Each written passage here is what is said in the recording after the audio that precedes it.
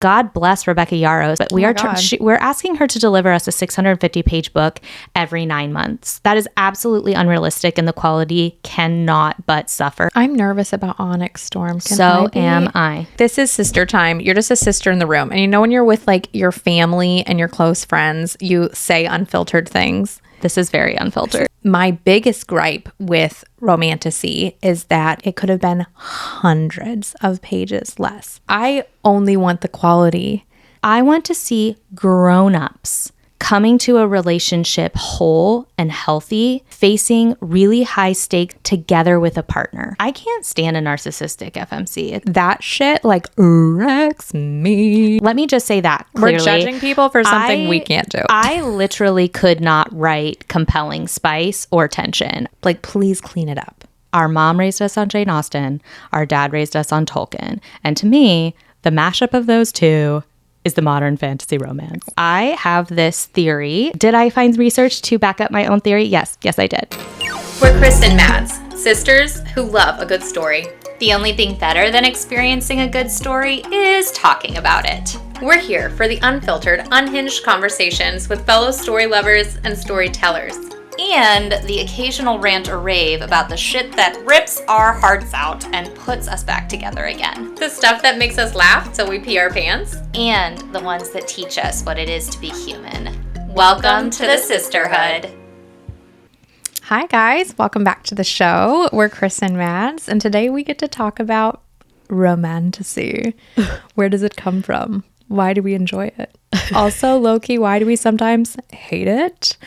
If you like this content or any of the content we do, please rate and review on any podcasting forums or comment, like, subscribe if you're on YouTube.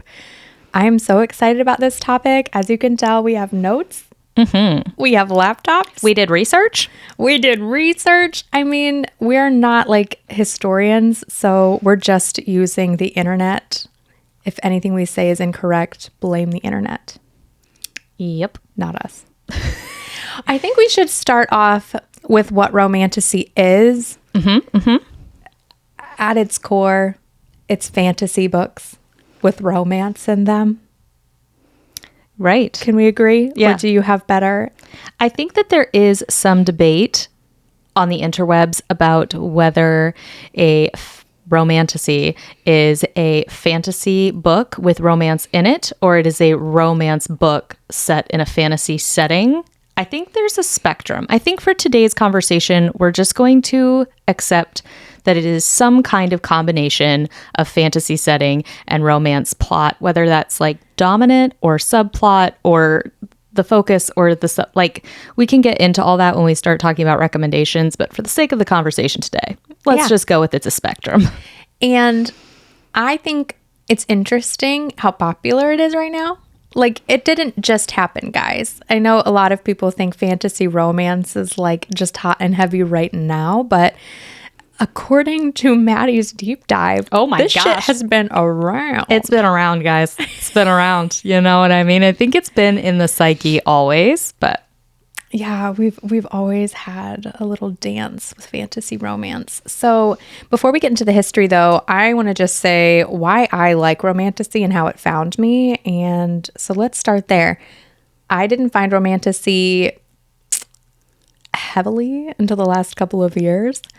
But as Maddie's going to tell you, we have been reading Romantasy a lot of our lives and hearing romantic, fanciful stories. But what introduced me into Romantasy is actually getting burnt out on romance. What? Like contemporary romance? Yes. Okay. I just read, well, not even just contemporary, but I just was reading so much romance. And I think romance has a big hold on me. I love. Like, come on now. I love it. But also the childlike part of me and the adventurer part of me and the like super empowered part of me just loves an adventure. So when I found Romantasy through A Court of Thorns and Roses because of like 5 people's recommendation, I was not online looking at any book content at this point. So I was only getting recs from people in my life, but I had like 5 different people recommend this series. I knew nothing about it, went into it blind. And the combination of heavy romance with the fantasy and adventure. I was like, whoa, this mashup is something else. So that's how I like stumbled into it. Basically burnout and some really great local peeps. And then I feel like it's just evolved from there. How about you? Well, I went into A Court of Thorns and Roses as my first delve into romantasy as well. But I think I went into it knowing full well that it was a Beauty and the Beast retelling. That is how it was sold to me. And so I went in knowing what I was getting myself into, at least in book one. And I had enjoyed some fairy tale retellings in the past, like in high school. I actually read another Beauty and the Beast retelling that I really liked. And what is this book? It was called Beauty. It's a YA. I have that on my shelf. Oh my God. I forgot about that. Yeah. So I knew I liked that, and I was really just looking for like escape one day. I was not a heavy reader at that point. So that is why I picked up A Court of Thorns and Roses. But I think it really opened my mind up to the genre when I realized that the fantasy books I'd read as a teen could have this very focused romantic plot. And then I kind of branched off from there. But yeah, that's kind of how I fell in love with it. And I do think that romance works as a very gripping plot device because you are reading to find out how and when they will get together and whether they can stay together. So I think it's just like a tried and true gripping mechanism. And then if you can put in a bunch of world building and lore, so much the better. But I do think that's why it works. I think it's what keeps people turning pages and actually completing the books they start. Yeah, don't you think that it kind of brings like adulthood to childhood like all together? Because we all grew up watching really fanciful shows and movies, and for our family also reading these books. So when you're an adult and you're not really making time for fantasy, but then like you kind of want the romance because you're an adult. I don't know. To me, it's my childhood and like the adventure in me married to like the girl who's like, oh yeah, but like I really like a steamy I do think pining. It grows it up a little bit. And that's what I mean, if you want to get into the history, that is straight where I went with my research. Yeah, that's what I want to hear. You have so many notes. I'm interested. Well, I just went straight in with that perspective. I was like, I have this theory. It's Maddie's little hypothesis that the reason that women in our age bracket are really falling for romantasy right now, and it's having this huge boom in the publishing industry, is because we are the girls who are targeted by Disney's Disney Princess launch as girls.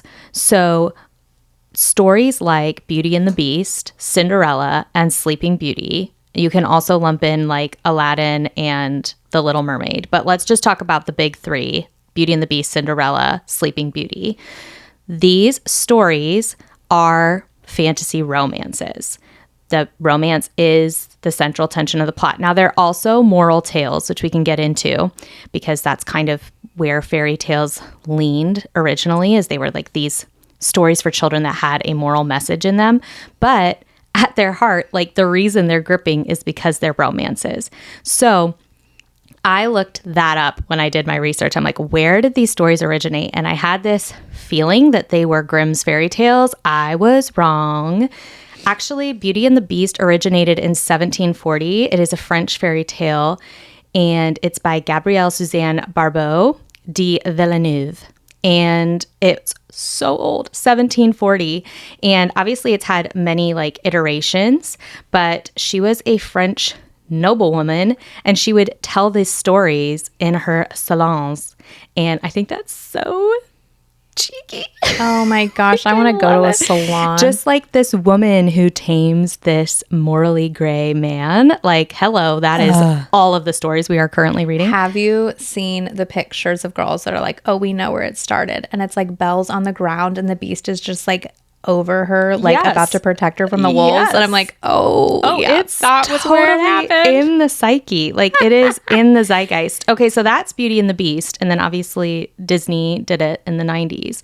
But Sleeping Beauty and Cinderella are actually, I love this story so much. Okay, there's this man named Charles Perrault, And I believe he is also French. Now, keep in mind, the Brothers Grimm did end up doing Sleeping Beauty later. So if you've heard that Sleeping Beauty is a Brothers Grimm fairy tale, that is true. But before they picked it up, it was done by this man, Charles, who, listen, guys. Is it the guy with the really good wig? We have got to show you a picture of this man.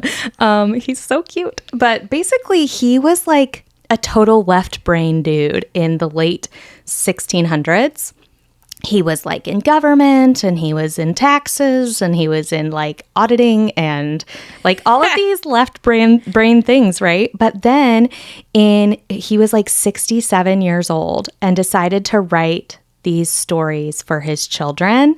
And he did like Mother Goose stories, but basically he ended up writing down like from oral tradition, essentially, like these stories that were just in the ether. He added details to them and actually wrote them down. And he wrote down Sleeping Beauty and Cinderella. And he's the one who like incorporated the pumpkin turning into a carriage in Cinderella. And he's the one who incorporated the spinning needle, the spinning wheel into Sleeping Beauty. And so these stories are actually his. And then, yes, the Grimm brothers embellished them later or whatever. And then Disney eventually picked them up. But basically, all of this to say, I think that fantasy romance is actually as old as oral tradition, and you can find like the origins of some of these stories that we heard as little girls, like all the way back to ancient Egypt, ancient China, ancient Greece, and they've just been like embellished and passed down over time, and then were actually like written down and became part of our culture, our Western culture, in the 1700s. And then, as we all know, just a little bit later, like Jane Austen is kind of considered like the mother of the boom of female written romance novels, not necessarily romantasy. So it's nothing new, but I do think that romantasy as we understand it today, like with the spice and the morally gray men and the tropes that we're going to talk about in a little bit, I think all of that is booming right now in the last 5 years in the publishing industry now because we, the readers, were raised on Disney princesses. That's my theory, and I'm sticking with it. Did I find research to back up my own theory? Yes, I did. But anyways. That's what we do, though, right? That's what we do. It is like the millennials, right, that had all of these Disney films. It was like before, like, I get it. I think millennials are obsessed with love. I'm not going to lie. And then I feel like the generations afterwards, like they started having a little bit more like, I don't know, would woke be the right word? Like movies and shows that were talking about like other really important things. But we were like heavily in romance. Like, remember Thumbelina? Mm-hmm, like, I knew I liked a man with wings because of Thumbelina. Okay, girl. When he picked her up. And Peter Pan. Okay, girl. Like, I'm trying to think of a childhood movie that I loved that did not have like a huge foundation in the romance. And I am not mad. I am obsessed with it. But as an adult, I'm still looking for it. Yeah. Nostalgia is just the strongest thing there is. It is really strong. And I do think that the fantasy genre has just expanded and expanded and expanded since Tolkien. So definitely like in the last century, it's just really taken off. So I think it just makes sense that this more simplistic fairy tale romance that has always kind of been in the zeitgeist, I think now getting really in-depth fantasy setting, we can thank Tolkien for that. So in my mind, thanks mom and dad. Again, these are just Maddie's theories I'm spouting right now, but like our mom raised us on Jane Austen, our dad raised us on Tolkien. And to me, the mashup of those two is the modern fantasy romance. We're getting what we want. Exactly. It's all baked in. Okay, I want to talk to you guys a little bit of what I found from the 80s and 90s because this blew my mind. Okay, so tell me about it. The bodice ripper era.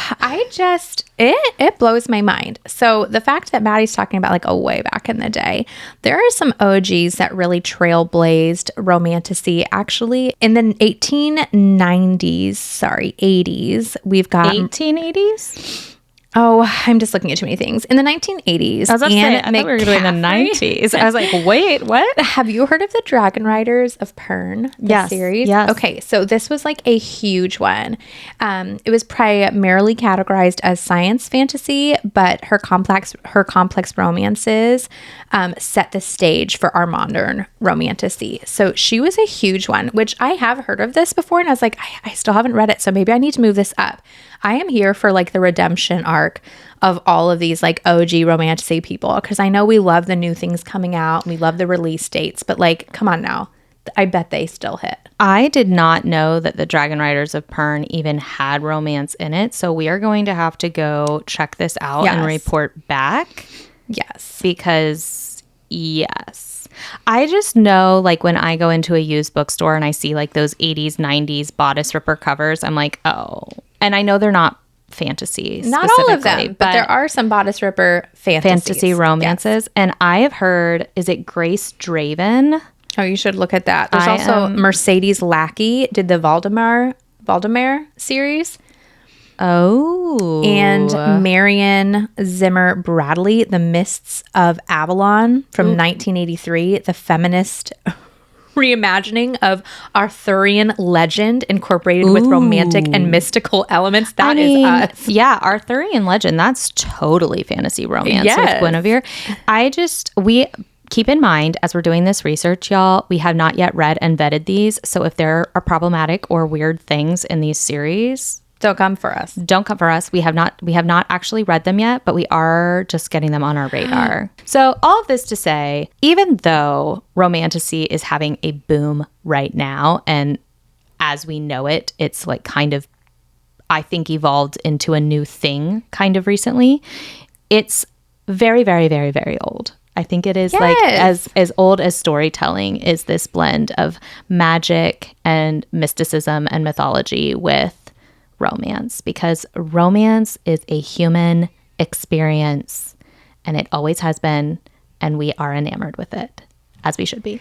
I think it would be helpful for us to give y'all some recs, are like, okay, if you actually want to read romantasy that's heavy on the spice, if you want some intro into romantasy, what are some good like gateway drugs into the genre? Sure. Or if you want something that's actually just really heavy in fantasy and has subplot romances, so you can appreciate it and it's in there as a part of the human experience. Yeah.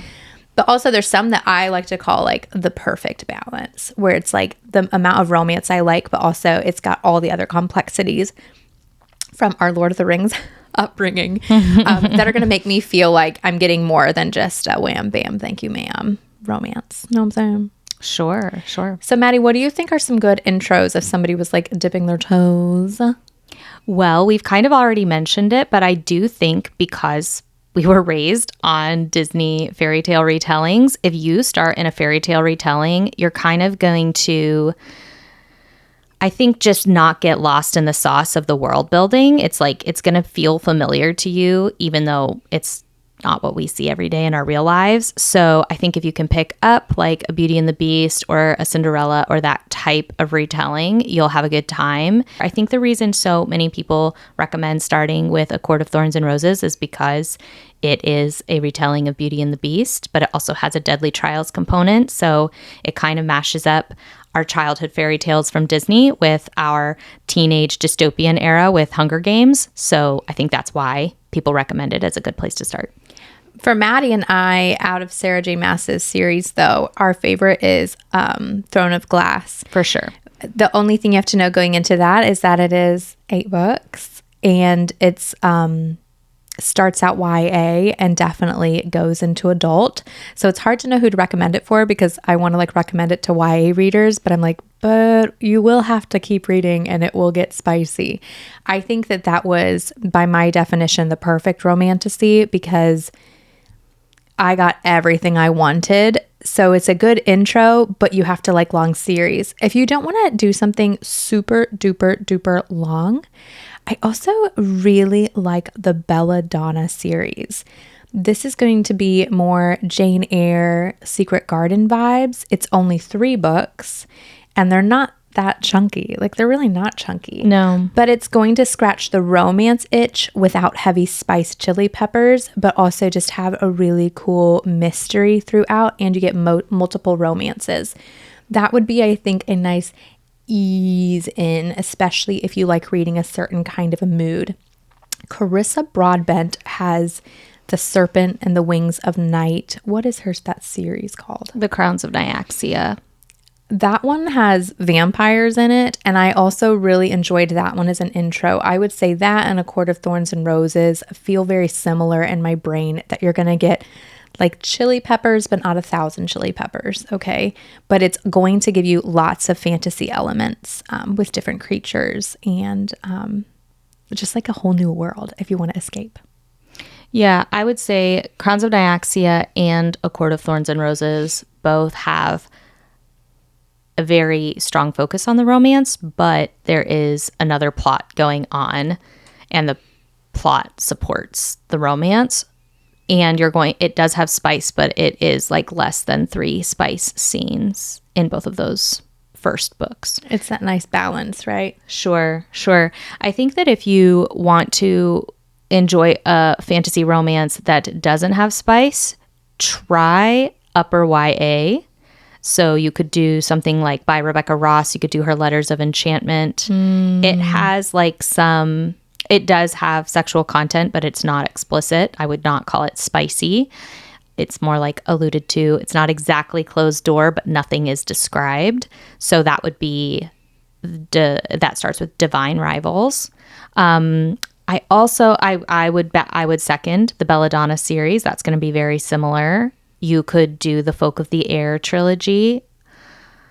That's by Holly Black. That starts with The Cruel Prince. I also yesed that one, but Strange the Dreamer and The Muse of Nightmares, the duology by Laini Taylor, is YA, but the magic is fantastic. The world building and the lore is amazing, but the love story matches it, and that is just so hard to come by. But again, it's not going to be, it's like one chili pepper. It's very like just pining love and a soft fade to black. You get everything you want. Obviously, Maddie and I have so many YA recs. It's bizarre to me how much I love YA romantasy. I almost feel like it might be like my fave. I do think the novelty of spicy romantasy is great fun. And it, as Kristen alluded to at the beginning of the episode, I do think it grows up your love with fairy tales. It makes it adult, and the sexual content in some ways just helps mature the content for you. I personally did burn out on it very quickly and have not really gone back to it. I think the novelty wears off, and then it feels, it just doesn't actually feel robust enough to earn its pages for me. You know, a typical novel is like 400 or 500 pages, and just to get some good spice, like I don't actually feel like the exchange is worth it for me. So I don't think we'll have a ton of those like spicier recs on the podcast, but I hope that we've mentioned a couple if that's what's up your alley. I would say the sweet spot for me is much like life. Love is a huge part of life. It's a huge part of my life. I'm very in love with my partner. Aww.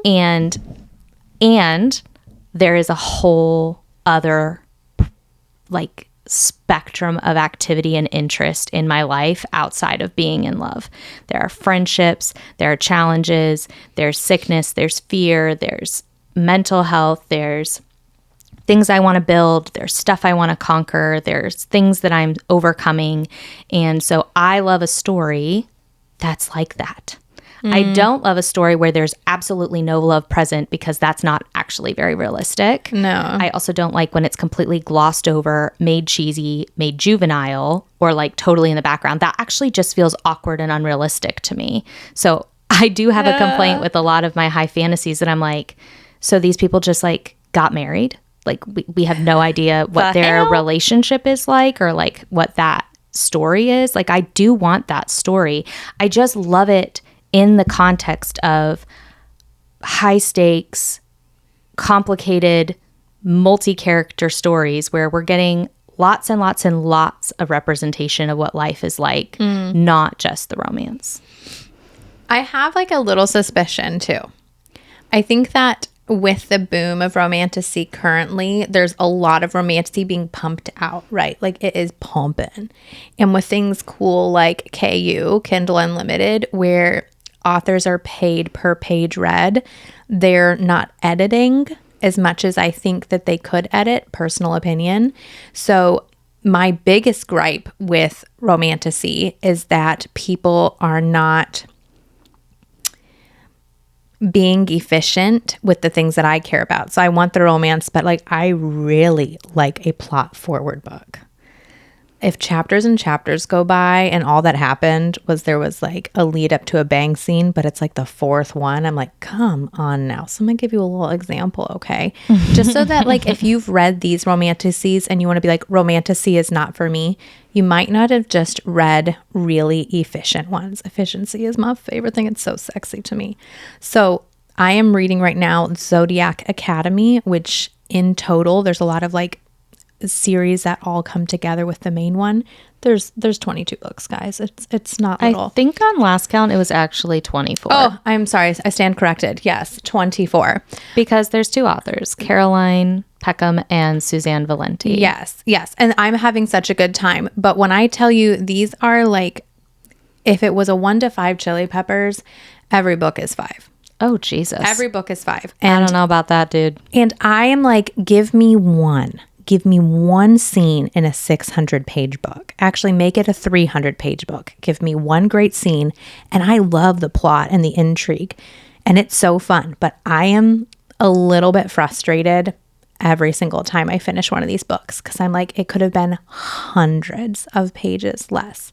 Now, if you're not reading to enjoy a book, but you're excited about future books, then who cares? Just like hang out in that book.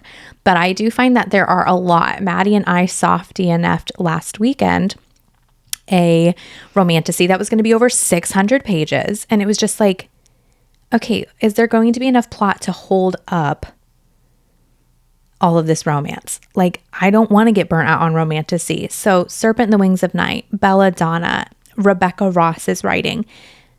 These are some people that I feel like have just understood that like we need it all and we need it in a beautiful package. Like, please clean it up. Please clean it up. Sure. Yeah, I do think we both get turned off by excessive page count. Earn your pages. Yeah. And to me, I just feel like the way you earn pages is by fleshing out a full story and complicated characters outside of the romance. And I do think that if I could just issue a hopefully constructive criticism to what I am seeing in the kind of rinse and repeat repetitive romantasies that we're seeing right now, it's this dual point of view story where it's just the man and just the woman, and those are the only two characters we care about, and everyone else are like NPCs, non-player characters in a video game. It's like, we need to see the other characters. We need to have small arcs for those characters, and we need to have complicated motivations and disruptors to the romance besides just like they were about to get it on and then oops, someone knocked on the door, or like they were about to get it on and then oops, there was an attack. It's like, okay, it just starts to feel convenient and cheesy and lazy storytelling to me. Right. And we've just seen it done too much. So it's like, I want to take the true talent. I truly believe it is a talent. I could not do it. Let me just say that clearly. We're judging people for something we can't do. I literally could not write compelling spice or tension. I can appreciate it, but I don't think that I have the gift to write it. And I do think we have some very talented writers in the sphere right now who are able to really bring those romances to life and make you feel things while you're reading. And I think that's a gift. I think it should be celebrated. I just want those authors to also round out their skills, and I want publishers to support them in that, to give them the time. Like, they cannot be busting out these books every 3 months We need them to have time. Like, God bless Rebecca Yarros with her Empyrean series, but we're asking her to deliver us a 650-page book every 9 months. That is absolutely unrealistic, and the quality cannot but suffer at that pace. I'm nervous about Onyx Storm. Am I. Can I be honest about it? Like, it's so hard for me to see people get really, really hype about a release and then say they're going to binge it in a day. And like, if that's you, Good fucking for you. get it. Good for you. Yep. But I just feel like there's a part of me that feels like it's turning reading, which is supposed to be like a 5-course enjoyable meal with many parts and nuances, into a fast food binge is what it feels like. And it could be just our slow personality. Listen, we know we're weirdos, okay? But I'm like, I only want the quality more than the quantity. And I don't want to gorge myself on anything right now. So I need to know it's good because I'm going to enjoy it for a long time. So if I'm going to give a week, 2 weeks to a book, please make it a good 2 weeks. Don't make me regret giving you my time, my most valuable asset. Okay. So these are our gripes. Like, nothing is perfect. There's so many things we love. We can talk a lot about pros. Like, like it's not just cons. I would love to give some time to Rebecca Ross's Isles of Cadence duology, which starts with a River Enchanted. And let me just give my little spiel on this. Give it. I feel like, tell me if you agree, Kristen, because maybe this is just me being a grumpy big sister, but I do not love reading about 18, 19, 20, 21-year-olds who are still desperately trying to figure out who they are and whether or not they belong and whether or not they are enough, falling head over heels in lust with the most gorgeous fae man you've ever seen. I'm just over it. I think I read it one too many times, and I'm just like, we get it. You're not confident. You don't know how he would ever love you. And then once you realize that you love yourself, then you can be with him and have the best sex of your life. Got it. Rinse, repeat. We're done. I feel like that's easy. I feel like that's like the easiest part of life. Let's talk about when like love is hard. So juvenile. And I do feel like if we're paying attention to the Western culture right now, people are not committing to their fated mate, like their be all end all, and getting married until they're in their 30s. True. Okay. So I would like to see some stories, and Rebecca Ross does this beautifully in River Enchanted. Yep. It's like, I want to see grown-ups who are ready, who know who they are and know where they belong in their community and know what they have to contribute, who do have self-confidence, coming to a relationship whole and healthy and facing really high stakes and really difficult things that life gives you together with a partner. And Rebecca Ross does this beautifully in A River Enchanted. There is an older couple who have been in an arranged marriage that's convenient, a marriage of convenience, and they do love each other desperately. And it is a challenge in the stakes that they're in with the child they are raising together to find that priority for romance in their life and that ability to be vulnerable and tender together. And it's so beautiful. It makes their romantic tension so rich and so deep. And I love it so much. And I just want more of that in Romantasy. I know the women writing Romantasy are grown-ass women. Yeah. They are not 17-year-olds. They are not 22-year-old new adults who are mostly like managing a course load at college. Like, these are grown-up women. And I would love to see grown-up relationships portrayed in Romantasy.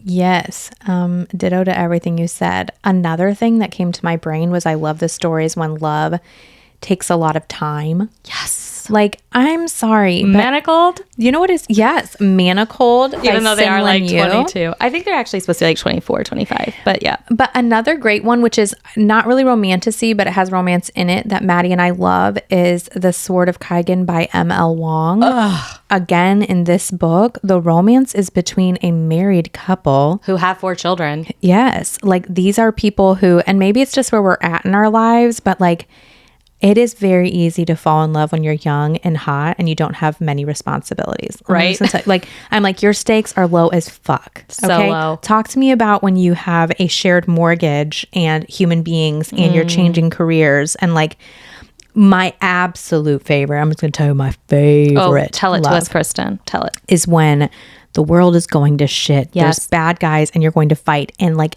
as you are trying to save the world, there, you like look to your left and like one of the other people trying to save the world happens to be a badass person that you aspire to be like. And it's almost like you come together as a result of doing this epic thing together. Yeah. Like the epic thing is not you both falling in love. Oh, it's epic to fall in love.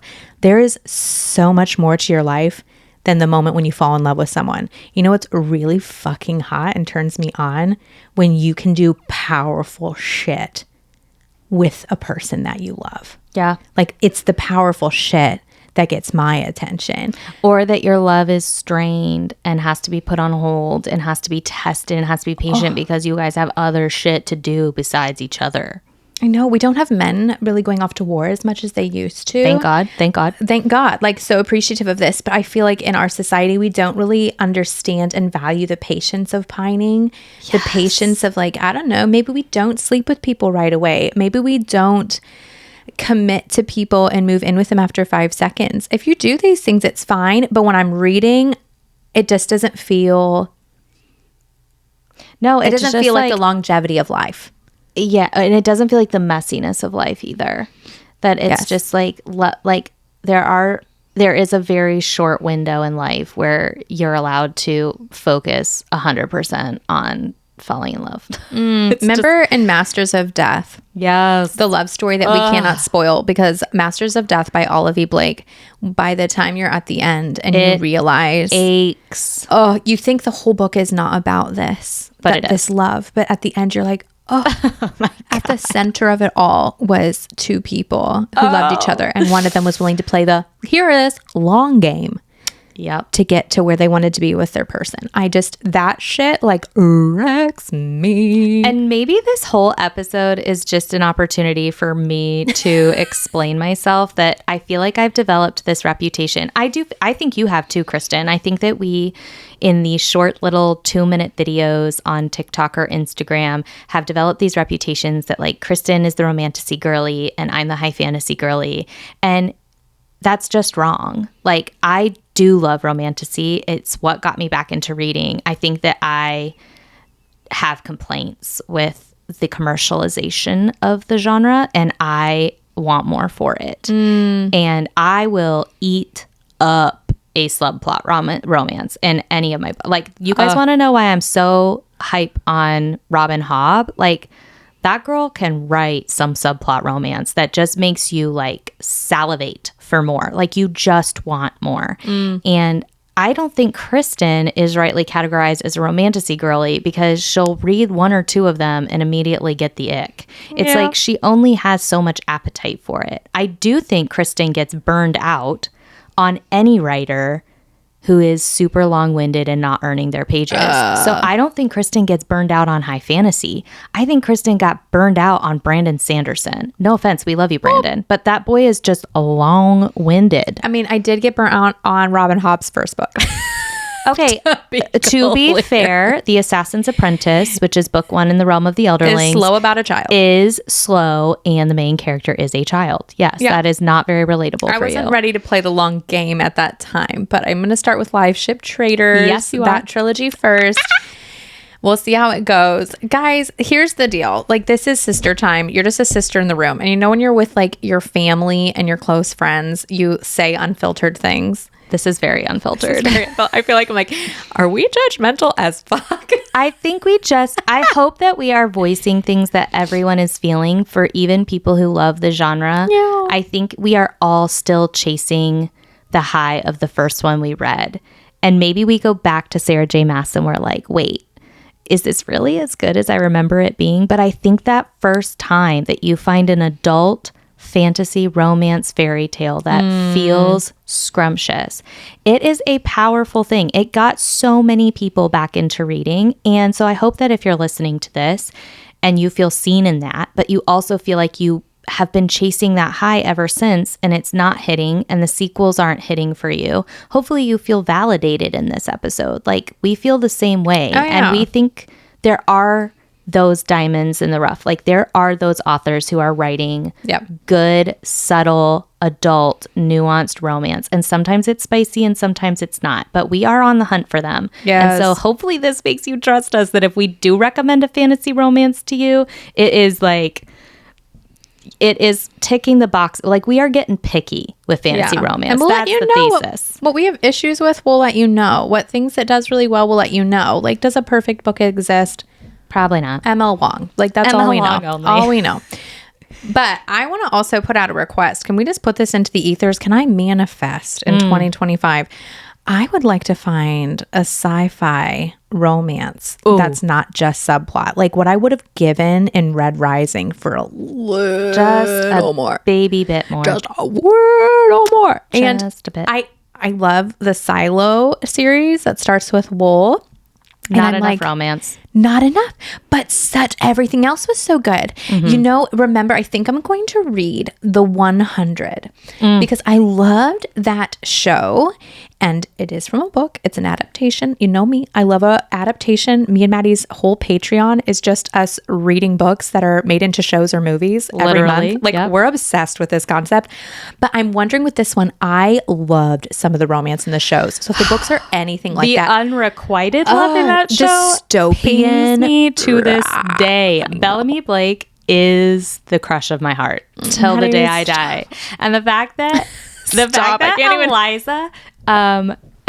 Eliza and I'll forget Bob, the actors who played Bellamy and Clark are married in real life is everything that I need. But yeah, I endorse this for you. Like I've seen it in shows. I have not read the book Leviathan Wakes the Expanse series yet, but I want to read the series. There's romance in there. But in the show, when I watched it, there was romance, and I'm always like, just give me a little taste. A little more. Because I think when I think about my life, Maddie, that was such a good way to put it. When I think about my life as like a pie, and what portion of it is love, and what part of it is venture, and what part of it is self-discovery, and what part of it is like just doing the boring grinding shit, and like all the things that we do, love is like a decent part of the pie shape. So when it ever feels like something's out of balance with my life, something's kind of hard with it. And so I understand, like, if you're somebody who like doesn't have a romantic partner, is not interested in a romantic partner, you might not feel like the pie needs to be balanced out the way mine is. But I'm always like, a little more. Just a bit. Yeah. Especially when people are in their heads for so much. And like, oh my God, with the amount of my pie where I'm just in my head is not that large, dude. Chill out. Also, like, we're trying not to be narcissists up in here. You know what I'm saying? Like, I can't stand a narcissistic FMC. The female main character needs to be, I understand she needs to be relatable, but there's nothing worse than an overpowered, overcompetent female main character who is mentally weak as fuck. Oh my gosh. I cannot take it. This is why in Throne of Glass, I had a tough time in the beginning because we have a very stabby female main character. However, this series does span a long amount of time, and there's a beautiful arc of our main character growing. So like I could handle it then. But like sometimes I ask myself with characters and books that bother me, I'm like, you know what bothers me? Because I would never freaking hang out with somebody like this in real life. No. Like the friends that I have in real life, oh my God, if our gym friends, if our book club friends, if these people were in our books, they would be so cool and I would love them. I'd be like, oh my God, they're the side character like I need. Like they're the people who come beside you. They're the Samwise Gamgee and the Peregrine Pippin. They are those people. I love those characters. Bring some comedy in my life, bring some support. But when people just come in so ragey, I say, girl, calm down. Calm yourself. So we are going to leave this podcast with a question for you. What makes the perfect fantasy romance for you if you are in this genre? And if you have heard Maddie's and my requests and our specifications, is there a book that we need to read? Because I think we were pretty clear here. Also, before the boom, like if there were fantasy romances in the early 2000s, 90s, that like 80s that were like doing it right before it blew up, please leave your recs. But thanks so much for hanging out with us, you guys. This was hopefully as interesting for you guys as it was for us. We love Romantasy. Yeah. We love you guys. And we look forward to hearing your recs. And we will talk to you next week. Bye.